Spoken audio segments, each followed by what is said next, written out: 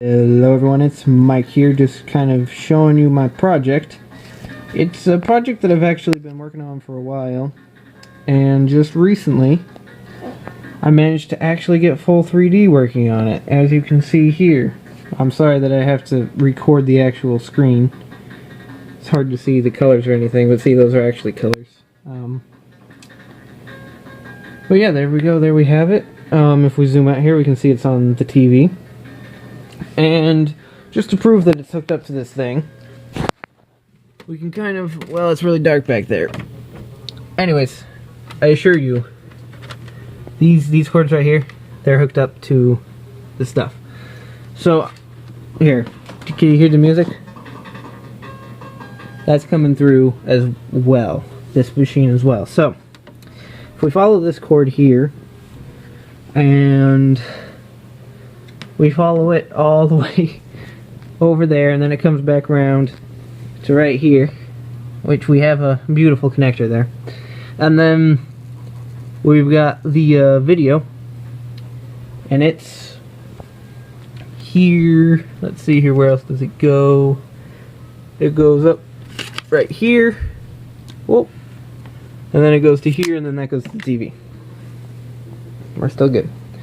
And here is the machine that's powering everything. Now, as you can see, it's not hooked up to the computer right now, so it is self-sufficient. It's not getting data from anywhere at the moment, except for from itself. So let me just go ahead and go over what we have here. We have the CPU, we have the graphics chip, and then we have the bridge. And I explain more of that in the little article thing that I wrote with this. But yeah.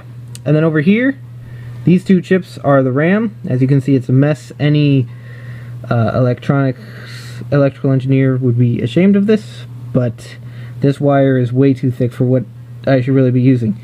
But it works. And it works at the full speeds that I need it to work at. So it works out. And then these chips are the address buffers. They hold the address on the bus, and yeah. So I think that's really it to say about the chip. I mean, obviously we have the SD card over here. This is just for keyboard and mouse. The actual VGA part isn't going to be used. And yeah, but what we have running here is a model. I made this on the computer and then transferred it over. And this actually isn't even using any of this RAM right here, or any of the other chips. It only uses the graphics chip and the RAM that's on it. So basically, this is running on one propeller chip, and I didn't think I was going to be able to do this. So what this program is, let me explain the program a bit now. Now that you kind of get an overview of the application. As you can see, sometimes there are artifacts where it goes too far. This is probably, as far as I can figure from the fixed point math that I have to use. Ooh, look at the colors. It's 256 color, even though the propeller chip can only produce, what is it, around 106-ish? 108 maybe?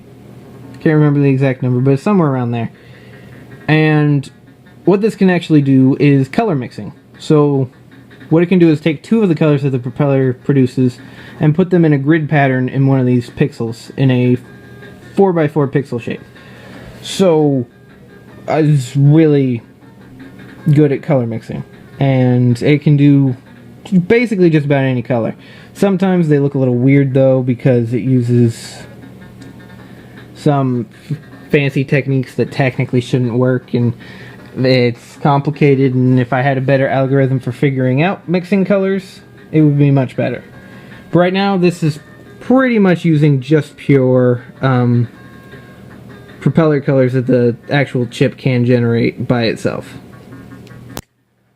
The other thing about this is it's a 128 by 96 display, so it's not that detailed. I mean, I'm sure, as you can see, but that does allow a screen buffer to stay on just the chip itself and not have to use external RAM. And yeah, I think it works pretty well.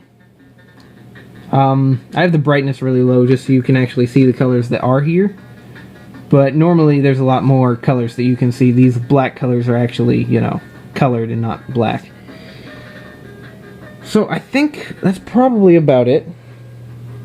But yeah, if you remember my old video, it's not up anymore. I might put it back up. Where I was connecting like a whole bunch of these RAM chips together, 8 megabytes of it. Yeah, I figured out that wasn't actually viable. I mean, it's possible, but it takes a second to write the entire thing. So it's better to have this, and even this will take 1/10 of a second to write the entire RAM, or read the entire RAM. So it's still fairly slow. And yeah, that's kind of how that works. I'll probably put, what I'll put on here is triangle lists, models, sprites if I'm using 2D graphics, or, oh, let's see, what else was I going to put on here? Oh yeah, either the screen itself, which actually doesn't take a long time. You have a lot of time to read the lines in, and so I could buffer it in. Or I'll put the screen buffer on here, I'm not sure which. And also, what has to go on here is the depth buffer. That kind of has to go on here because it doesn't fit. So, right now, this program uses the painter's algorithm. Eventually, I want to try a Z buffer just to see how it would work out. But yeah, that's kind of where I'm at right now. I might post the code somewhere, I'm not sure yet what I'm going to do about that. But yeah, let me know if you're interested or whatever, and I'll give it a thought and see about it. Anyways, thank you all for watching, and until next time, I'll see you all later. Bye bye!